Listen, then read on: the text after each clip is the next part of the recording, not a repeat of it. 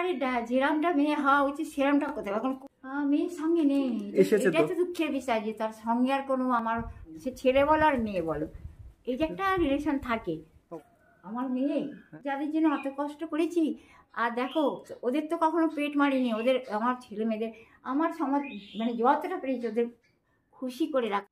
অনেকদিন হয়ে গেছে রানাঘাটের রানু মণ্ডলকে, আশা করি আপনারা সকলেই ভুলে গেছেন। আজ আমি চলে এসেছি রানাঘাটের, আজকে আপনাদেরকে নিয়ে যেতে চলেছি রানাঘাটের রানু মণ্ডলের বাড়িতে। সে বর্তমানে কেমন অবস্থায় রয়েছেন, তার মেয়ে অর্থাৎ সাথীর ব্যাপারে A to Z তথ্য কিন্তু আজকে ভিডিওর মধ্যে আপনাদেরকে জানিয়ে দেবো। সম্পূর্ণ ভিডিও আপনারা দেখতে থাকেন, সম্পূর্ণ ডিটেল কিন্তু আজকে ভিডিওর মধ্যে আপনাদেরকে জানিয়ে দেবো। জয় মা দুর্গা, জয় মা কালী। চলুন আজকের ভিডিও শুরু করি। হাঁটতে হাঁটতে আমরা কিন্তু চলে এসেছি প্রায় রানু মণ্ডলের বাড়িতে। যাওয়ার জন্য যে গলি রয়েছে সেই গলির একদম কাছে, এই গলির একদম শেষ প্রান্তেই কিন্তু রয়েছে রানাঘাটে রানু মণ্ডলের বাড়ি। চলুন আস্তে আস্তে তাহলে বাড়ির দিকে যাওয়া যাক। সামনেই কিন্তু আপনারা দেখতে পাচ্ছেন রানু মণ্ডলের বাড়ি, আর রানু মণ্ডলের বাড়িতে ভেতরে যাওয়ার জন্য গলি কিন্তু রয়েছে বাড়ির একদম পেছন সাইড থেকে। দেখতে পাচ্ছেন একদম পেছন সাইড থেকে কিন্তু গলি রয়েছে। আমি কিন্তু আস্তে আস্তে বাড়ির মধ্যে যাচ্ছি, আর দেখতে পাচ্ছি আজকের কিন্তু একদম সামনের অংশটা একদম জঙ্গল হয়ে গেছে আজকের দিনে। তার মানে বুঝতে পারছেন আমি অনেকদিন হয়ে গেছে আগে এসেছি রানু মণ্ডলের বাড়িতে। দেখুন সামনের অংশটা, রানু মণ্ডল কোথায় দেখতে হবে এবার। রানুদি কেমন আছেন? আচ্ছা, অনেকদিন হয়ে গেছে আপনাদের বাড়ি আসা হয় না, তা আপনি এখন কেমনভাবে দিন কাটছে আপনার? তুমি তো এসে খোঁজ নাও না কেমনভাবে দিন কাটে। না না, আমি তো মাঝে মধ্যে এসে খোঁজ নিই, ওই জন্যই তো আসলাম। তাই একটু দেরি হয়ে গেছে, কারণ আমি একটু গেছিলাম এদিক ওদিক, কিছুদিন ঠাকুরনগর মেলাতে গেছিলাম, এদিক ওদিক গেছিলাম, ওই জন্য একটু দেরি হয়ে গেছে। যাই হোক, এখন কেমন আছেন আপনি? ভালো আছেন তো? হ্যাঁ ভালো আছি। এখন ঠিক মতন খাওয়া দাওয়া হচ্ছে? সকাল দিয়ে না খেয়েছিলাম, ওই চা খেয়েছি দুবার, তা মানে তোমার কিছু বিস্কুট না কিচ্ছু না, শুধুই চা। এখন না খেয়েছিলেন? সকাল থেকে না খেয়েছিলাম, তুমি আসলে তারপরে তো ওই যে কি বলে হালুয়া বানাচ্ছিলাম, ওই হালুয়ার মধ্যে তুমি বলে মুড়ির হাতে, কারণ ওটা নুন বেশি, জানি না কি করে নুন বেশি হয়েছিল, আমি তো অত নুন ঢালিনি, কিন্তু নুন বেশি হয়েছে, সেজন্য নুন কমানোর জন্যে মুড়ির প্যাকেট দিয়ে মুড়ি খুলে তুমি বললে যে। আচ্ছা, সংসার এখন ঠিক মতন চলছে নাকি খারাপ? কোথায়, চাল তো ছিল না, যে কটা আছে ছিল ওই কটা চাল ভাত বানানো হয়েছে, আর বাকি রাতের যা বানানো হয়েছিল তো অর্ধেকটা ফেলা হয়েছে। বিরিয়ানি ফেলা হয়েছিল, বিরিয়ানি তো নষ্ট হয়ে গেছিল। আপনার জন্য বিরিয়ানি এনেছিল কেউ? কালকে এনেছিল। আচ্ছা, আর চাল কি বাড়িতে আছে? চাল তো দরকার, চাল ঘরে ওই যা ছিল ভাত বানানো হয়েছে, চাল দরকার। আচ্ছা, আর এখন ঘরে খাওয়ার মতন কিছু আছে? না গো, কিছুই নেই। ওই তোমার কি যেন খেলাম, তুমি তো দেখলে তোমার সামনে। হ্যাঁ হ্যাঁ, ওই তোমার হালুয়া বানিয়েছিলেন, একটা আলু ছিল। আলু কি কেউ এনে দিয়েছিল? তাহলে কিসের হালুয়া বানালেন? চালের হালুয়া। ও আচ্ছা আচ্ছা, চাল বেটে গোলাপি দুটো খেয়েছি, আর তোমার সেটা মানে ভেঙে টুকরো করে দুটো গোলা রুটি বানিয়েছিলাম চালের। আচ্ছা, কালকে রাতে রুটি খেয়েছিলেন? রাতে না, সকালে নাস্তা বানিয়েছিলাম। আচ্ছা, সকালে নাস্তা বানিয়েছিলেন, আর রাতে কি না খেয়েছিলেন? বলতে থাকি বোধহয় 12টার পরে কি 12টার আগে, ঠিক আছে। আচ্ছা, খেয়েছি, তারপরে তোমার সকাল দিয়ে না খেয়েছিলাম, তারপরে ওই দুপুরে নাগাদ কি দুপুরে একটু আগে, যেমন 12টার আগে বা পরে, তখন বানিয়ে ওই তোমার 12টার পরে যত সম্ভব ওই গোলা রুটি। আচ্ছা, আপনি কি দিনে এখন এক বেলাই খাচ্ছেন এই গরমে? আর ঘরে না থাকলে তো এক বেলা খেতে হয়, না তো খেতেই হয় না। এখন ঘরে থাকলে তাহলে তো দুবেলা 3 বেলা খাওয়া যায়। তাহলে তো এখন খুবই কষ্টে দিন কাটছে। আর এখন তো প্রচুর গরম পড়েছে, গরমে কি ঘরে কারেন্ট পাখার ব্যবস্থা রয়েছে? হ্যাঁ আছে তো, ফ্যান তো চলছিল, ফ্যান অফ করলাম। আচ্ছা, ফ্যান তাহলে চলছে, তাহলে গরমের দিক থেকে আপনি ঠিক মতন আছে, শুধু খাওয়া দাওয়ার একটু কষ্ট হচ্ছে। আর হলো এখন যে বিষয়টা আমরা কথা বলবো, অনেকেই জিজ্ঞাসা করছে যে আপনার মেয়ের বিষয়ে জানতে চাইছে। আপনার যে মেয়ে রয়েছেন সাথী, সাথে কি আর এখন আসছেন? আসলে কি জানো, সাথী এখন মানে এমন একটা যন্ত্র হয়েছে না তৈরি, যে মানে নাচিয়ে ছাড়ে সবাইকে, নিজেও নাচে, সবাইকে নাচিয়ে ছাড়ে, তালভিল কি লাগিয়ে, ঠিক আছে।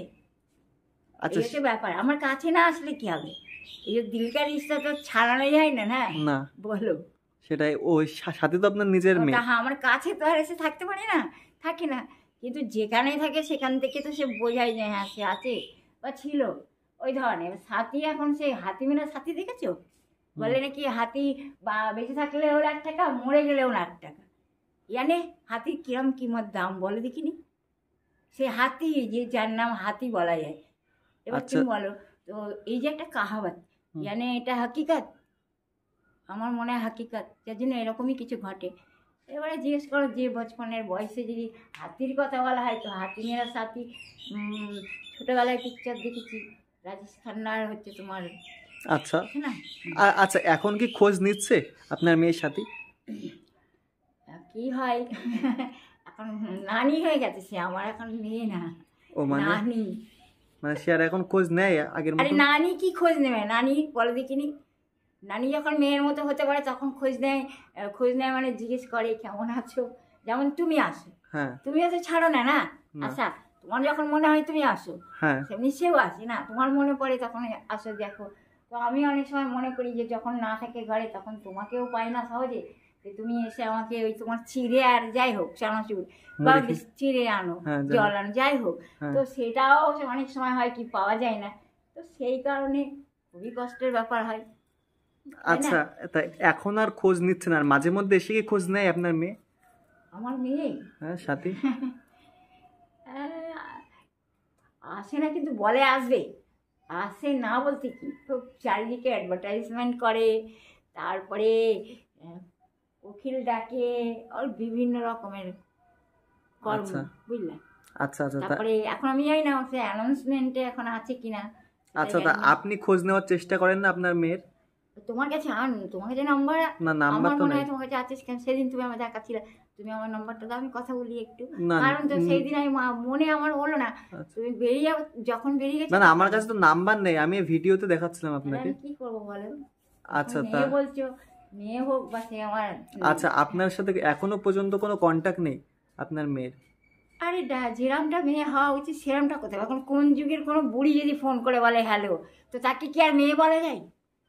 তুমি বলো, নিশ্চয়ই না। এই বাড়িতে যেরকম ছেলে মেয়ে হওয়া দরকার, যে বয়স হয় সেরকম বয়সে এসে বললে তাহলে ঠিক আছে। মানে আপনি এখন কি বোঝাতে চাইছেন, যে আপনি হলো নিজে কন্টাক্ট হলো করতে চাইছেন না, নাকি আপনি করছেন না? কন্ট্যাক্ট তো করবো নিশ্চয়ই, চাই যে মানে কথা বলাই উচিত, কিন্তু দেখা যায় যে আসলে কি কন্ট্যাক্ট আমাকে করতে দেয় তাদের সঙ্গে। যদি ঘরে মোবাইল থাকতো তাহলে আমি নিশ্চয়ই কথা বলতাম, কিন্তু ঘরে তো আচ্ছা আচ্ছা, যদি বা থাকে তো ভাঙাচোরা, আবার যদি বা থাকে তার সিম কার্ড ভরা থাকে না, এই ধরনের যে বাহানাগুলো থাকে। আপনি তো শুনেছি আগেও সাথীর বাড়িতে গেছেন, সাথীদের বাড়িতে, তা এখন কি সেই বাড়ি ভুলে গেছেন যে এখন কোথায় থাকে? আরে সেই বাড়ি যে ভুলবে সে তো মরবে। সে শিউড়িতে সে বাড়িতে নিয়ে গেছিল, ওই বাড়ি কেউ বলতে পারে? ওখানকার ওই ভূতেদের ভুলতে পারবে কেউ?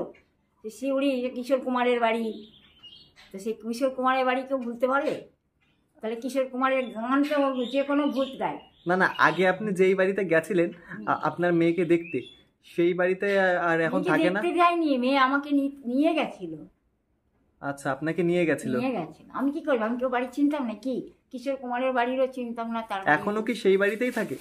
সেই বাড়িতে তো নিয়ে গেছিল, তারপরে তো আবার তারপরে তোমার গিয়ে সাজিয়ে গুজিয়ে বলতে ওই হাতে তোমার গিয়ে চুড়ি কানের দুল সব পরিয়ে শাড়ি পরিয়ে পাঠিয়ে দিয়েছে। কোথায়? ট্রেনে তুলে দিয়েছিল অ্যাকচুয়ালি। ও আর ওর স্বামী আর হচ্ছে কী বলে ভাই জানে ছোটো, সে দুজন মিলে টিকিট কেটে ট্রেনে তুলে দিয়েছিল। ট্রেনে তুলে দিয়ে ওই সালটার কথা আমার মনে নেই কত সাল, কিন্তু আমার মনে হয় যত সম্ভব 15 কিংবা তার আগে বা তারপরে 16, ঠিক আমার মনে আসছে না, কি 17, ঠিক আছে, কি 18, তা আমার মনে নেই কোন সালে। যাক নিয়ে গেছিলো সেটা মনে আছে। তো যে সমস্ত জায়গা দিয়ে নিয়ে গেছিলো সে তো কোনো জঙ্গল, সে হনুমানদের যে ডান্ডা ঝোলে না, মানে ওই তোমার গিয়ে লম্বা লম্বা দড়ির মতো লাঠি, ওটা ধরে ধরে হনুমানরা যেদিকে খুশি সেদিকে যায় না, মানে ওই ডান্ডা ধরে ধরে ওরম ধরনের ঝুলছিল, সে টাটা সুমো করে নিয়ে গেছিল। আচ্ছা আচ্ছা, আপনাকে নিয়ে গেছিল। আর হলো যখন আপনি বাড়িতে মানে এই বাড়িতে আসেন তখন ট্রেনে তুলে দিয়েছিল? তখন ট্রেনে, কিন্তু এই বাড়িতে ডাইরেক্ট আসতে দেয়নি, ট্রেনে তুলে যাচ্ছে। ট্রেনে তুলে দিয়েছিল হাওড়া স্টেশনে নামার জন্য। আচ্ছা আচ্ছা, হাওড়া স্টেশনে না নেমে তখন তো আমি একলা, আর কেউ কাউকে খুঁজে পাচ্ছি না। কিন্তু যখন আমি ট্রেনে করে আসছিলাম তখন মনে হচ্ছিল যে সাথী আসছে এবং সেই মানে কি বলবো জামাই, আচ্ছা না জামাই বলতে হয় নাকি, হ্যাঁ জামাইবাবু আসছিল, জামাইবাবু আর সাথী। আচ্ছা, তো ছেলে আসছিল, ছোট ছেলে। আচ্ছা, সাথীর ছেলে আছে? হ্যাঁ, ছোট ছেলে। মানে আপনার নাতি? যে বয়সে আমি গেছি এখন কত বড় হয়েছে। নাতি আপনার, তাই তো? হ্যাঁ, নাতি। আচ্ছা, সে কি এখন আপনার কথা মনে করে না? তুমি এসছো মনে করে। আচ্ছা, সে হয়তো এখন অনেক বড় হয়ে গেছে, তাই না? হ্যাঁ, বড় হয়ে গেছে। কত সালের সালটা বলতে পারলে একদম পারফেক্ট হিসাব করা যাবে। আপনার কি হলো, আপনার নাতির কথা মনে পড়ে না? হ্যাঁ, মনে পড়ে, কিন্তু নিজের কথাই যখন অনেক সময় মনে থাকে না, তো নাতির কথায় কি করে মনে করা যায় বলো? যখন মনে পড়ে তখন মনে পড়ে, না মনে পড়লে আর মনে হয় না। আপনার দেখতে ইচ্ছা করে না আপনার নাতিকে? নাতিকে? নাতি তো নাতি ছেড়ে কথা বলছি, এত বড় নাতি হয়ে যাচ্ছে। আচ্ছা আচ্ছা, তা এখন তো আপনার তো একটু হলেও মন চায় যে আমি আমার নিজের মেয়েকে, নিজের নাতিকে একবার দেখি, এমন মনে হয় তো? নাম্বার না পেলে কি করবো? মেয়ের মা কোথায় কোথায় অ্যাডভার্টাইজমেন্ট করে বেড়ায়, কোন কোন জায়গায়। শর্মিলা ঠাকুরকে চেনো তুমি? না। সকালবেলা পুরো কিছু কোনো ডক্টরি বিষয়ে কিছু বলছিল, কি জন্ডিস ওরকম কিছু ব্যাপারে ঘোষণা করে বেড়াচ্ছিল, এবং দুবার এসেছিল। একদিন চপ্পল নিয়ে এসেছিল, চপ্পল, ওই যে চপ্পল কেনার জন্য সবাইকে অনুরোধ করছিল চপ্পল কিনতে। হ্যাঁ, তো ওই একটা এসেছিল, আরেকজন এসেছিল শর্মিলা ঠাকুর জানবে। এবার বলো, শর্মিলা ঠাকুর আমার থেকে অবশ্যই বয়সে বড়, তাই না? হ্যাঁ। আচ্ছা রামাদি, তা আপনার মেয়ে যে সাথীদি রয়েছে, ওনার এখন বয়সটাও কত হবে আনুমানিক? আমি তা জানি না। তাও 30-40 হবে? 30 তো হয়ে গেছে। 30 হয়ে গেছে, তাই না? আর বিয়ে হয়েছিল তো আপনি বলেছিলেন 16-17 বছর, নাকি তার একটু বেশি? না, ও লেটে বিয়ে করেছিল, সম্ভব 24-এ করেছিল। আচ্ছা, 24-এ বিয়ে করেছিল, সরি। যাই হোক, আচ্ছা 24 সালে সাথীদি বিয়ে করেছিল। আচ্ছা, বিয়ের পর থেকে তো উনি আলাদা হয়ে যায়, তাই তো আপনার থেকে? ওর ফ্যামিলিতে ওরা থাকতো, ওর পরিবারে, কিন্তু আলাদা হয়ে ওই যখনই আমি দেখেছি তখনই তো ওই মানে ওদের ওই কি বলে ওটাকে, রাবণের পরিবারের মধ্যেই দেখেছি, আর তো কোনো জায়গায় দেখিনি। যখনই দেখেছি ওই রাবণের পরিবারের মধ্যে গুতোগুতি। ওই কুলার চালাতে, কি গরম ওদের কিচেনে জানো, ওই একটা ছোট্ট কিচেন, মানে রান্না করার রান্নাঘর, তার মধ্যে গরমের কুলার চালাতো, তো সে কি কিচেনের মধ্যে গরম আগুন, মানে গরমটা বাইরে বার করতো ওই কুলার চালিয়ে। তার যতই বার করি সে কি গরম, সেকেন্ড, মানে ওই সেকেন্ড মানুষের মাথা পাগল হয়ে যায়। মানুষ ওরা রান্নাঘরে গিয়ে না, মানুষের মাথা খারাপ হয়ে যাবে, পাগল হয়ে যায়। আচ্ছা আচ্ছা, সাথীদের যেই মানে শ্বশুরবাড়ি আছে, শ্বশুরবাড়ির লোকের সাথে আপনার কি ভালো এখন সম্পর্ক রয়েছে? হ্যাঁ, ওরা না, আমি তাদের সঙ্গে ওই যে মানে জামাইবাবু যে নাকি, যার নাম হিতেন, হিতেনের সঙ্গে কথা হয়েছে, তার ছেলের সাথে কথা। ভালো ভালো, খারাপ তো আমার সঙ্গে ব্যবহার করিনি, এই জন্য বলা যাবে না খারাপ, তার ব্যাপারে বানিয়ে বলা ঠিক হবে না। কিন্তু আদার্স তো আর কাউকে জানতাম না। এবার ওদের বাড়িতে কোনো চাকর বাকররা যেত, তাদের বাড়ি কাজ করতে, আমি তো তাদের চিনতাম না। সে নিয়ে গেছিল দুর্গাপুজোর সময়। আচ্ছা, সে দুর্গাপুজোর প্যান্ডেল বানিয়েছিল, দুর্গা ঠাকুর বসে, তখন আমায় নিয়ে গেছে। এবার তুমি বলো আমি কী করে, তাও কি ওর দরজার বাইরে, ধরো এই বাইরে দুর্গা ঠাকুর, আর এইখানটায় মানে বারান্দা থেকে দেখা যাচ্ছে যে ওইখানে প্যান্ডেল, মানে যেদিন ঢুকছি সেদিনকে বসিয়েছে। আচ্ছা, দুর্গাপুজোর সময় নিয়ে গেছিল? হ্যাঁ, মুখ আমায় দেখতে দেয়নি। তার মানে আপনি একটা বছর আপনার মেয়ের সাথে ঠাকুরও দেখেছেন? হ্যাঁ, যখন নিয়ে গেছিল শিউড়িতে তখন। আচ্ছা, বাকি ওই 2024-এ নিয়ে গেছিল কলকাতায়, সে তো দেখেছি, সেটা আর একটা নতুন। হ্যাঁ, আর আপনার বাড়িতেও তো আপনার মেয়ের সাথে প্রচুর স্মৃতি রয়েছে। মেয়ের সঙ্গে নেই, এটা তো দুঃখের বিষয় যে তার সঙ্গে আর কোনো আমার ফটো নেই, যেটা তোমাকে কাউকে দেখাবো স্মৃতি হিসাবে। যা ছিল সে তো চুরি করেছিল না। আচ্ছা, আপনার বাড়িতে ছিল? যদি দেখাতে পারতাম তাহলে তো খুব ভালো হতো, কিন্তু সে ফটোটা দেখাতে পারি না কাউকে। কেন, সেই বলে না ঘর শত্রু বিভীষণ, তো যারা আত্মীয় ছিল ওসব আত্মীয়গুলো ওরকম বেইমান। আচ্ছা আচ্ছা, তার মানে আপনার বাড়িতে যা ফটো ছিল সব ফটো চুরি হয়ে গেছে? হ্যাঁ, ফটো, তারপরে তোমার গিয়ে ওই যে বোম্বে স্কুলের সার্টিফিকেট, সমস্ত কিছু, তোমার ration card, totally family ration card, পরিবারের ডকুমেন্টও সব চুরি হয়ে গেছে। হ্যাঁ, চুরি করেছিল। ওটা কোন সালে আমি বলতে পারছি না, তখন আমি বোম্বে থেকে এসেছিলাম, তো সেই সালে ওরা চুরি করেছিল। আচ্ছা, তাহলে এখন বাড়িতে কিছু নেই? কাপড় ছিল। আচ্ছা, কাপড়ও চুরি হয়ে গেছিল? নতুন কাপড় ছিল। টাকা পয়সা অত আমার কাছে তখন ছিল না হাতে, কারণ আমার টাকা পয়সা তো ওই কলকাতা থেকে সে যা সিগনেচার করিয়ে সেই তোমার সিআরডি রোড, ওখান থেকে নিয়েছিল। কিন্তু কথা হচ্ছে যে টাকা তো ওরম আমার হাতে ছিল না, আর যা যা একদম যে ছিল না তাও না, ছিল, কিন্তু একেবারে যে অনেক অনেক টাকা সেরকম কিছু ব্যাপার না। ধরো হয়তো যদি বা ছিল হয়তো বা 1,500 কিংবা 2,000, যদি বা ছিল বা 3,000 বা 2,500, ওরকম কম। ওই রকম 10,000, 5,000, 15,000 ওরকম কোনো ব্যাপার ছিল না, বা তার থেকে বেশি আমার হাতে ক্যাশ হতে ছিল না। কিন্তু কথা হচ্ছে সে ওরকম একটা পরিবেশ সৃষ্টি হয়েছিল যে তোমার যে ওইগুলোই তো চুরি করেছিল। ওইগুলো চুরি করার পরে ওরা আস্তে আস্তে ধীরে ধীরে সব ওদের নামে করেছিল, ওদের নামে করে চিটিংবাজি করে আমার থেকে একদম আলাদা। আর ওরা আমার থেকে যত আলাদা করে ততই ওই সম্পর্কটা মানে তৈরি হয়। ঠিক আছে, খারাপ সম্পর্ক তৈরি হয়। হ্যাঁ, সম্পর্ক বলতে রিলেশন, যেটাকে মানে মা ভালো, মা দিক দিয়ে আপনার মা তার সন্তানকে ছেড়ে তোর যতটা তরপায় সেরকম একটা তরপানি, সে ছেলে বলো আর মেয়ে বলো, এই যে একটা রিলেশন থাকে প্রত্যেকটা বাবা মায়ের। তো সেই ক্ষেত্রে বলছি কথাটা আমি, যে বাবা তার বা যে মা তার, সে তাকে ছেড়ে অন্য কোনো মা বাবার কাছে থাকে, তো সেই বাচ্চাটার কিরকম মানে ফিলিংস হয়, কি দশা হয়, সে তো আমার জীবনেও হয়েছে আমি জানি। আমার মা থাকতে মামা ছিল না, বাবা থাকতে বাবা ছিল না, আমি কিভাবে মানে কিভাবে জীবনযাপন করেছি আমি জানি। যার জন্য তুমি যখনই আসো দেখো যে কখনো খেতে পাই, কখনো খেতে পাই না। কেন কি এগুলো হচ্ছে সত্যি, এগুলো হচ্ছে একদম সচ কাহানি, ইয়ানি ট্রুথ। সে তো অবশ্যই। তাহলে তো আপনার জীবনে যেমন কষ্ট কেটেছে, শারীরিক জীবনও অনেকে কষ্ট কেটেছে। ওকে হেল্প করা, সাহায্য করার জন্য কেউ ছিল না, ও তো নিজের ইয়েতে দাঁড়িয়েছে। ওর পড়াশোনার ডিগ্রি আমার কাছে যদিও বা কাজ দিয়ে চুরি করেছে, কিন্তু ও তো জানে, তো তাই জন্য তো ওই তোমার রানাঘাটে ওই যে সার্ভিসটা করতো অ্যানাউন্সমেন্টে, যার জন্য ও করতো, কারণ ওকে তো বিভিন্ন ভাষা জানার দরকার না, তাই জন্য কোন ট্রেন কখন যাচ্ছে কী বৃত্তান্ত ওর ব্যাপারে পুরো ডিটেলস ওর কাছে থাকতো, তাই জন্য অ্যানাউন্সমেন্ট করতো না। আচ্ছা, তার মানে সাথেও প্রচুর স্ট্রাগল করেছে। অবশ্যই, হ্যাঁ নিশ্চয়ই। মায়ের থেকে বাবার থেকে বিচ্ছেদ হওয়ার পরে কোনো সন্তান কেমন, কিন্তু ওরা এমন সময় ওরা মানে হয়েছে মানে বিচ্ছেদ, যে ওরা নিজেদের জীবনযাপন করতে জানতো। যে ছোটো বাচ্চা যেমন আমি, ছোটোবেলায় আমার মা বাবাকে ছাড়া জীবনযাপন করা কি কঠিন, কত দুঃখ, কত, ওরা তো সেইভাবে জীবনযাপন করেনি। আমি তো তাদের আমার সঙ্গে থেকে ওরা তো নিজেদেরকে একটা স্ট্যান্ড তৈরি করেছিল, যে বা নিজেদের একটা সেটেল করেছিল, সে যেভাবেই হোক না কেন, তাই না?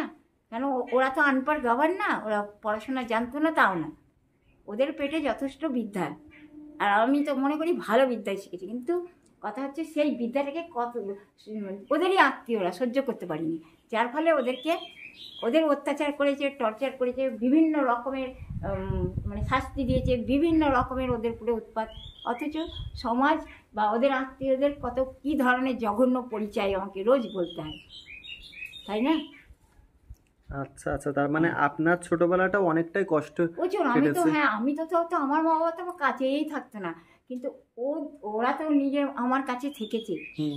আমার যতদিন আমি যতটা পেরেছি আমি, কিন্তু অন্য কেউ এসে যে মিথ্যা কথা বলে যে সেই কর্মটা সে করেছে, তাহলে খুব ঘেন্না করে সেরকম মানুষের প্রতি। ঠিক আছে, সে যা করেনি যদি সে কথাটা সে বলে তাহলে ঘেন্না করে। এক তো সে মিথ্যা কথা বলে, বা মিথ্যা কথা তুমি কারো বাচ্চা নিয়ে গিয়ে যদি বলো সে তোমার বাড়ি, ঠিক আছে তুমি তাকে ভালোবেসেছো, হয়তো তার মা নেই, বা মাকে তুমি ছাড়িয়ে দিয়েছে, মাকে ছাড়িয়ে দিয়ে সে হাতে মাদুলি বেঁধে বাচ্চাটাকে রেখেছে, আর দিনের পর দিন তাকে ঘুম পাড়ানো, ওষুধ খাইয়ে খেয়ে ঘুম পাড়াচ্ছে যাতে সে আমার কাছে না আসতে পারে। তা ওই যে ওদের জঘন্যতা, ওগুলো তো জঘন্যতা, তাছাড়া কি বলে তুমি বলো?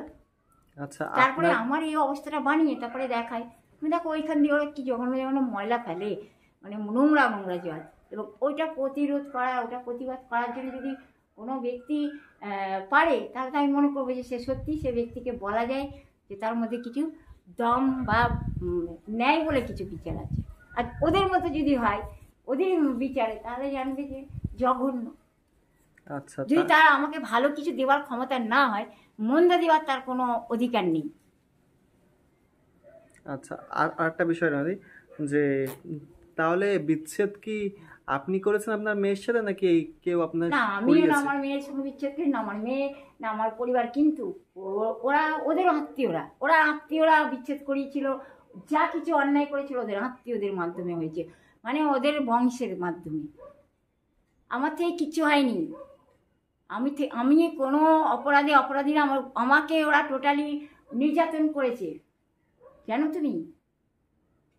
আমি যখন হ্যাঁ, তারপরে ওরা আমাকে কিছু সাথী, তারপরে ওর যখন বিয়ে হয়েছে ওর বাচ্চাকে, তখন কিন্তু বাচ্চাটা কী করতো, যখন ওর মা কী করতো দুধ বানিয়ে দিত, তো দুধ বানিয়ে দিত আর ও কী করতো ও দুধ বোতলে খেত। তো একটা ছোট্ট একটা কোলবালি পাশে দিত, আর আমাকে যে দিত সেটা আমি শুতাম, ছেলেটা বাচ্চা তো ছোটো, ওই দুধের বোতল খেত, দুধ নিয়ে খেত, তা আমি ওর পাশে শুয়ে থাকতাম রাত্রিবেলায়। তারপরে ওর মা দুধের বোতল দিয়ে ধরিয়ে দিয়ে বাচ্চাকে খেত, আর মানে ভাই আপনার নারীর সাথে। হ্যাঁ, তারপরে কি করতো ওই সাথী কি করতো, তারপরে ও পাশে ঘুমাতো। এই হচ্ছে ব্যাপার, মানে ওর বাচ্চার পাশে। তখন তো আপনি খুব সুখেই তাহলে দিন কাটাচ্ছিলেন। সুখ যতটা মনে করো তা না, নিজের ইচ্ছা মতো নিজের ঘরে থেকে যেরকম ধরনের কিছু বানানো সেরকম নয়। এমনকি আমি তোমাকে আগে বলেছিলাম, যেমন কি বিকেলবেলা আমাদেরকে নিয়ে গেছিলো তোমার কি ঘুরতে, একটা টয় ট্রেনে উঠেছিল, কোনো একটা গার্ডেনে নিয়ে গেছিলো বিকালে। তো বিকেলবেলা যখন গার্ডেনে গেছি, এবার সব ব্যাপারে তোমাকে বলেছি না, তো হঠাৎ করে আমার ওই তোমার গিয়ে কি বলে এগুলো তো ও তো সবসময় খাতে, সেটা তো কোনো ব্যাপার না, কিন্তু চিকেন রোল সেদিন হঠাৎ চিকেন রোল বলেছিলেন, তো আমাকে দেয় তো নি, কষ্ট পেয়েছিলেন আপনি তখন? দুঃখ পেয়েছিলাম। আমি আমার মনে ধারণা হলো যে যাদের জন্য অত কষ্ট করেছি, আর দেখো ওদের তো কখনো পেট মারিনি, ওদের আমার ছেলে মেয়েদের আমার সমাজ মানে যতটা পেরেছি ওদের খুশি করে রাখার চেষ্টা করেছি, মানে খিদেই যেন কষ্ট না পায় এরকমভাবে। এবার যদি তার মধ্যেই যে কিছু দুঃখ অভাব অনটন, তাতে ওদের আত্মীয় নির্যাতন অত্যাচারে হয়েছে আমার তরফ থেকে না। হ্যাঁ, তো কী করেছে ওই মেয়ে কী করে, তখন আমি যখন বলি যে তুমি আমাকে আমার ওই রেগুলার চিকেন রোল খাবো, ওটা অ্যাকচুয়ালি কি কোনো ক্যান্টিন ছিল, ওই ক্যান্টিনে হঠাৎ করে চিকেন রোলের গন্ধ পাওয়া যাচ্ছিলো, তখনই আমার খেতে ইচ্ছে হতো। আমাকে বলছে না ওর অনেক দাম। কত দাম না, 50 টাকা। আর ও রাবণের পরিবারের জন্য এগ রোল কত 100 টাকা খরচা করেছে তার ঠিক নেই, আর আমার জন্য 50 টাকা খরচা করতে ওরাও তো কষ্ট হয়েছিল। টাকাটা বড় না, 50 টাকা খরচা করে যদি 50 টাকা দাম নিত, তাই কিনে 3 জন খেতাম, তাই না? অল্প অল্প করে 3 জন খেতাম, কিন্তু জানতাম যে সে আমাকে ভালোবাসে, আমার কথাটা রেখেছে। কিন্তু সেই সময় তার মাইন্ড ওরকম, বা তার পঙ্গপাল বা সঙ্গপাল বা ওই অছড়া যে পরিবার অত জঘন্য দেয়নি আমাকে।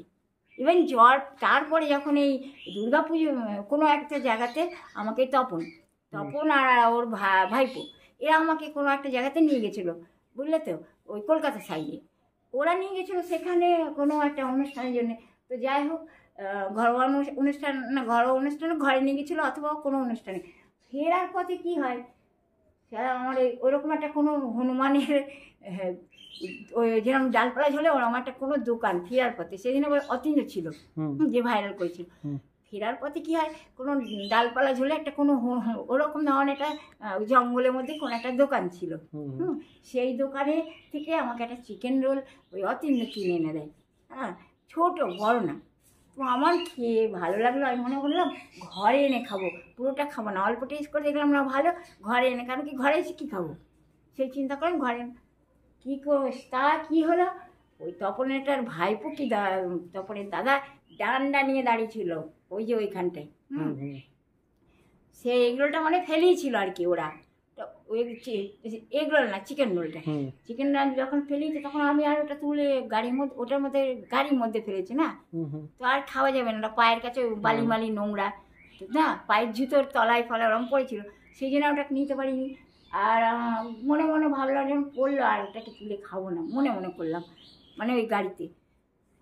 তো জায়গাটা যদি পরিষ্কার থাকে ঠিক আছে, কষ্ট পেয়েছেন ওই চিকেন রোলটা খেতে পারিনি, আর অবশ্যই সেই দিনের জন্য আমি খুবই কষ্ট পেয়েছি, যে এত ওখানে দিল, হয়তো তার মাধ্যমে হয়তো সে দিয়েছিল, কিন্তু সেটা আমার খেতে দেয়, আসলে যা সত্যি তাই, ওরা আমাকে খেতে দেয়নি চিকেন রোল, তো আমি খেতে পাইনি, তো সেই জন্য আমি কথাটা বললাম।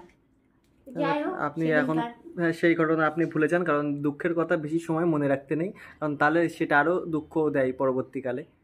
অবশ্য ঠিক, কিন্তু জীবনটা যখন দুঃখে, তো সে যখন দুঃখকে তো সাথী বানানো হয় না, বলে না, ও অনেক পুরোনো যুগের গান আছে না, কি গানটা বলে, राही मनवा दुख की चिंता क्यों सताती है, दुख तो अपना साथी है।